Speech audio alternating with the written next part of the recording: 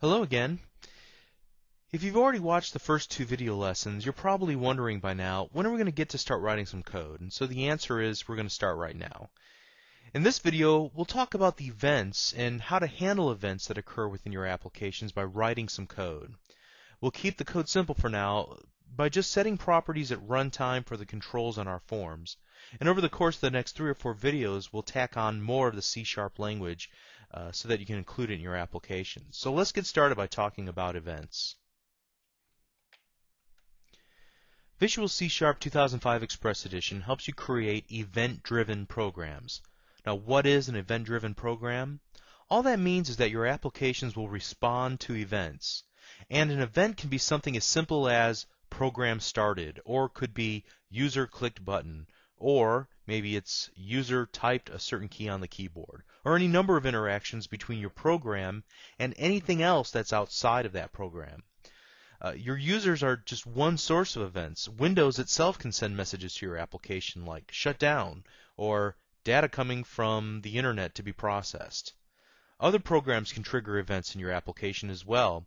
And as I'll demonstrate in just a moment, there are literally hundreds of possible events that your application can react to.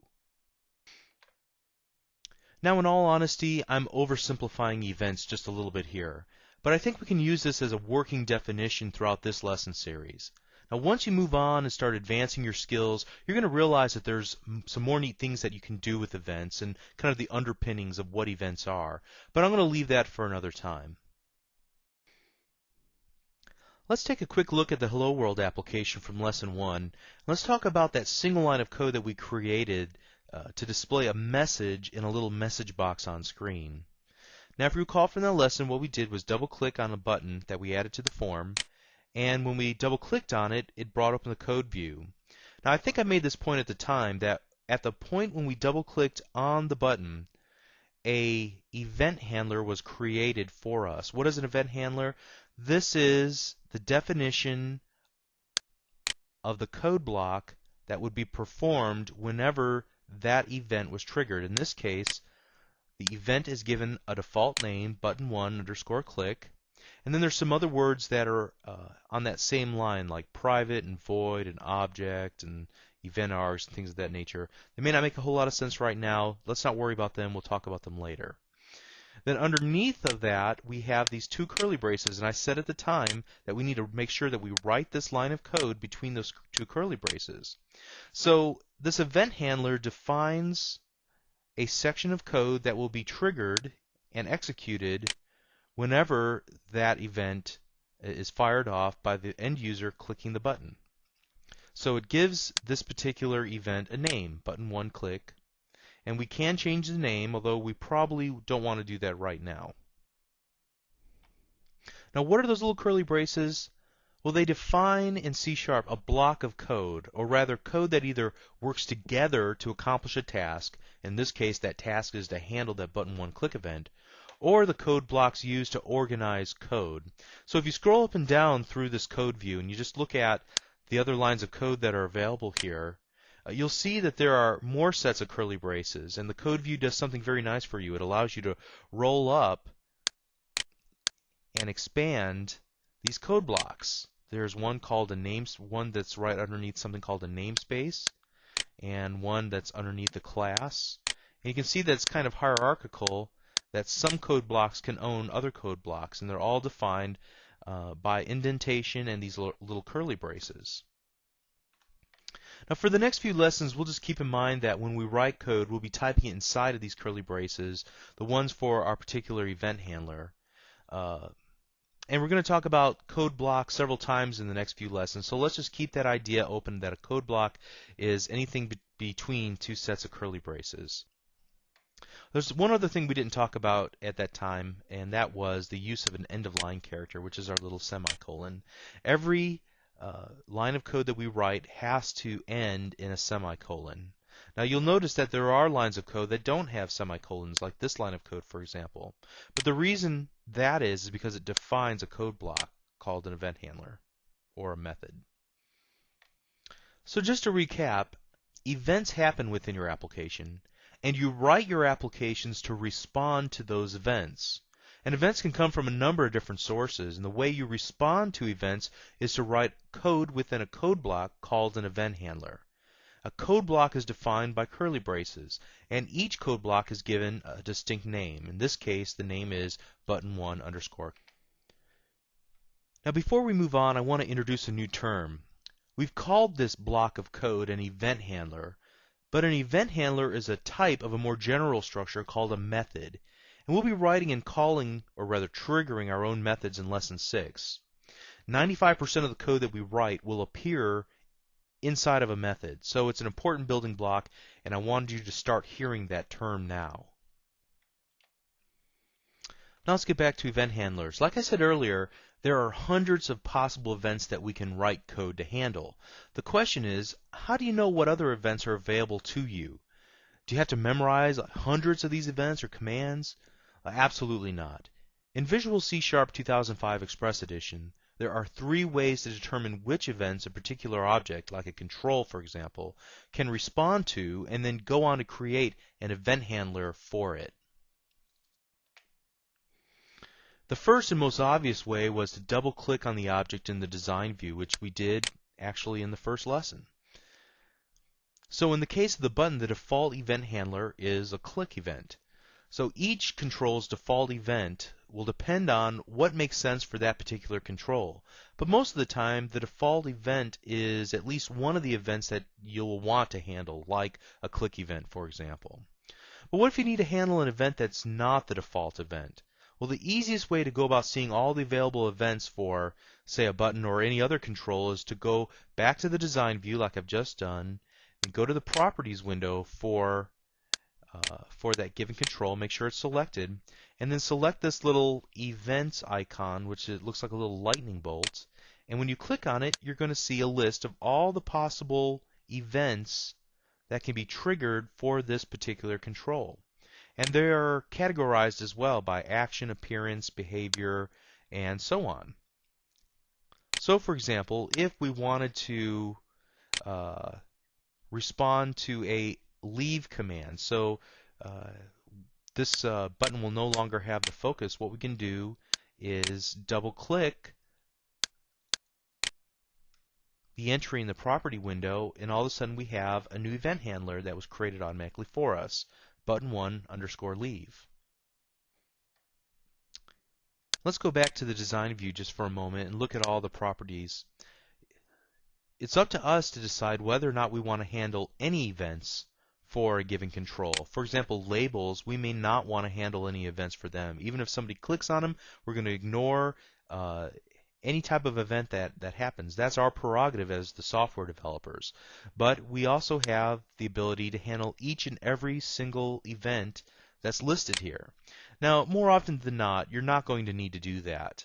In a simple scenario, you may need to only handle one event. In a more complex scenario where you have dragging and dropping, or you want to work with the resizing or the repainting of the form somehow, you might have as many as 6 or 12 events that you want to handle for a single control. That's very much on the high side. So this isn't something that you should spend a lot of time being concerned about, but occasionally you're going to need to work with an event that is different than the default event that's available to you by just double-clicking on that given control. So the third way that we can create an event handler is actually for us to type them in ourselves. Now I'm not going to demonstrate how to do this because it's so much easier to just use one of the previous methods that I just showed you. But I want to make the point that there's really nothing magical going on here. You could type all the event handler code in yourself. Visual C# 2005 Express Edition just does it for you, mistake-free, in order to speed up the process of writing applications. Okay, so now you should understand a little bit more about events. Let's get on to some more fun stuff. Let's write something meaningful within those event handlers. In the previous lesson, we looked at how to adjust the properties of an object, like a control, using the Properties window, and we talked about how this is just a shortcut to actually writing the code ourselves.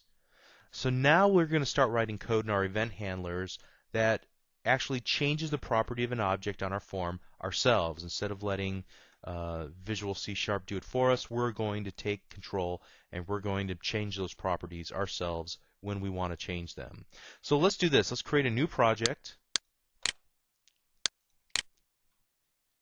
and we'll call this Lesson 03, and click OK. I don't want to make any changes to my previous project that was open.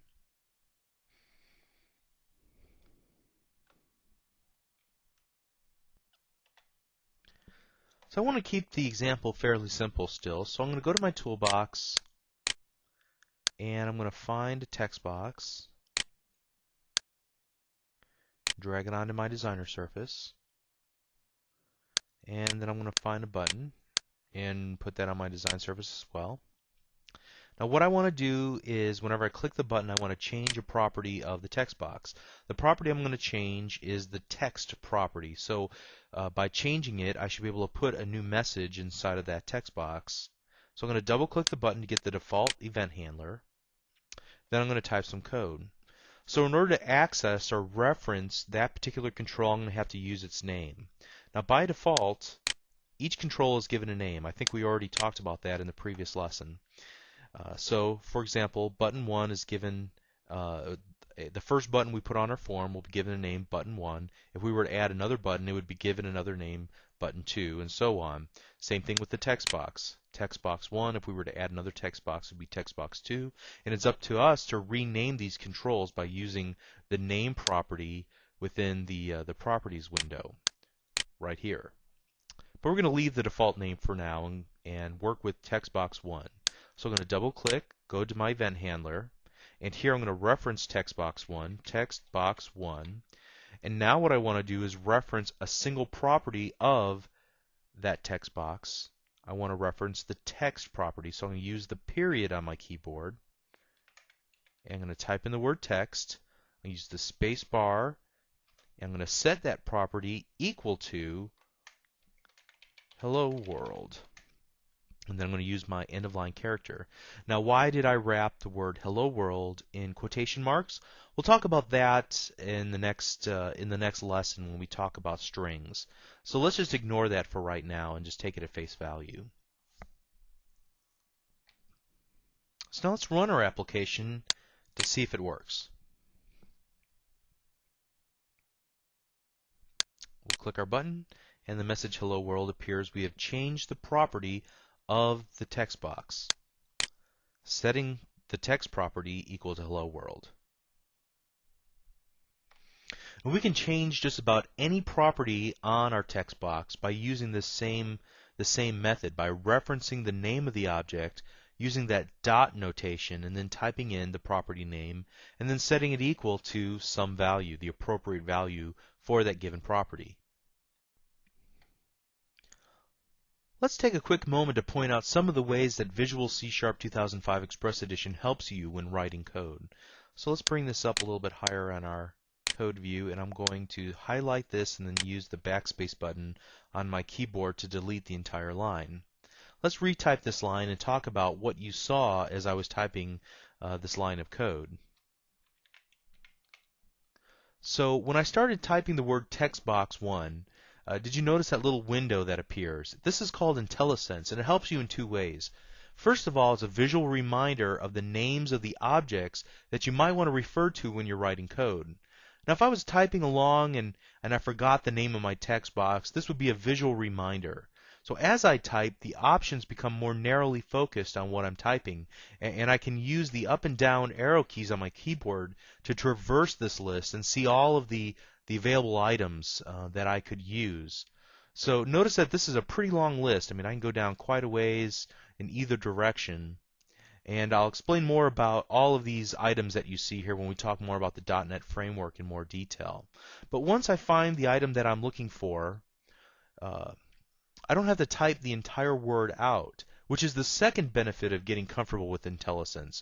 All I need to do is select the next logical terminating character.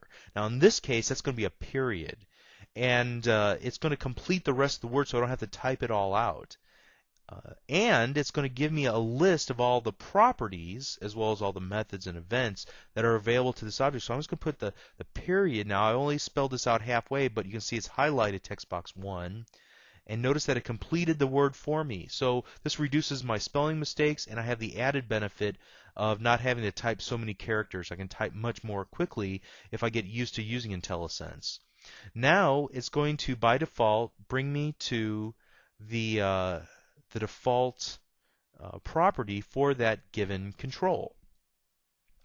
Now again, I can go up and down, look at all the properties as well as methods and events. You can see the events have the little firebolt, the little bolt of electricity there, and that these methods have they're like little boxes that are moving, and properties have little fingers that are pointing to a piece of information on a little form.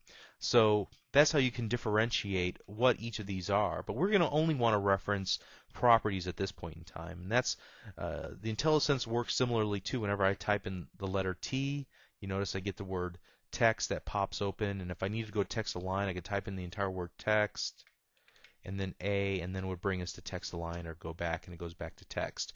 So some very neat functionality there. Also, you can see off to the right in a little yellow message box, it gives you a little bit of help as to what that property or method or event actually is there for. So it's a quick reminder as we look at the various properties and methods what this does. It gets or sets the current text in the text box. Okay. Now again, let's move on, and I'm just going to use my space bar and hit the equal button, and then I wound up typing in the rest of this line of code. And once you get good at utilizing the IntelliSense, it's going to reduce the amount that you have to type by, I'm just guessing here, maybe 20%, and it'll increase the accuracy of your code. Now, of course, that does require that you can touch type and you can keep your eyes on the screen, which just comes with a little bit of practice. Now, admittedly, we haven't written a lot of code just yet, but I want to get you started with a few good habits up front, and one of the best habits you can possibly get into is to comment your code. A code comment is just a description of what a section of code is attempting to accomplish. So you need to make your comments to remind yourself of your thought process or the reason that this section of code even exists, and you need to do it so that it's in clear language. Comments don't get compiled into your program, and they don't make your application larger in any other way. They're just there to remind you and anybody who might work on this application after you of what you were trying to do. So we highly recommend that you use as many comments as make sense. And there's two ways to create comments. The first way to create a comment is to use 2 backslashes and then type whatever comment that you want to make. This is a C# comment. The other way to create a comment is to start with a backslash and then use a asterisk. And now I'm going to demonstrate that this is a multi-line comment by using the Enter key several times on my keyboard. And then to stop the multi-line comment, I'm going to put a final backslash. So to start a multi-line comment, you will use slash asterisk, and then to stop it, you'll use asterisk slash. And here we can type anything we want because this is a multi-line comment. You can even see that comments are grayed out. They're kind of in a lighter shade of gray. This is to let you know that they don't really have any impact on your application. When you get started, it's easy to forget comments. And even for some of those who have been doing this for a while, we might forget to take the time to write some comments occasionally. But it's much easier to read through well-written comments and to try to understand what the code is doing than to have to interpret what the code is actually attempting to accomplish by reading the code line by line by line. So I'll have more to say about writing meaningful comments at the end of this series of videos when we're building our RSS Reader application, and that's when it's really going to hit home the value of making good comments within our applications. Okay, we're just about finished with this lesson, but while we're here in the code view, I thought we could take a quick aside and look at a few more features so that you have a good comfort level, since, after all, this is where you're going to probably wind up spending the majority of your time while creating software. A little bit earlier in this lesson we talked about how using the code view you can collapse and expand code blocks by using the little plus and minus buttons off to the left hand side. And that's convenient if you want to get some code out of your way and not view everything at the same time. It can be sometimes confusing to have all this code available and visible to you. It's nicer just to roll it up.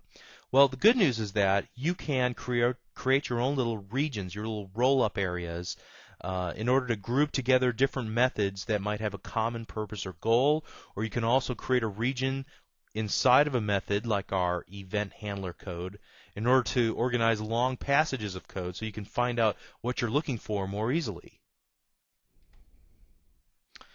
Now, in order to create your own region, what we'll do is go into our code view, and we'll start off using the pound sign and type in the word region, and then we'll use a space or two here, and then we can give this region name. This is a region, and to end our region we just have to do something like this, end region, and here we can type in code or anything that we want. I'm just going to make a few comments, nothing in particular.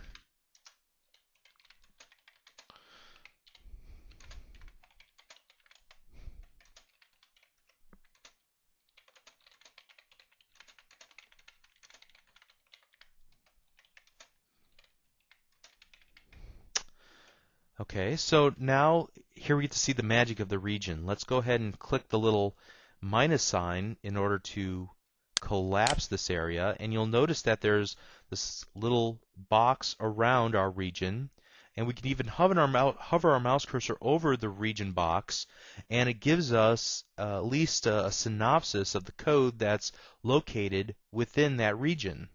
And we can expand it by clicking the little plus button.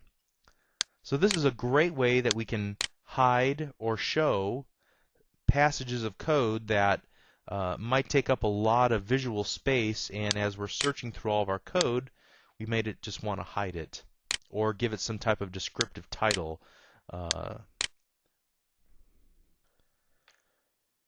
Here's another great tip in regards to writing comments. Say you find an answer to a question that you had while you're coding, and it's something that applies to the application you're working on. You found a great MSDN article that you'd like to remind yourself exists, so if you ever come back to this point in your code, you can remind yourself of this thought.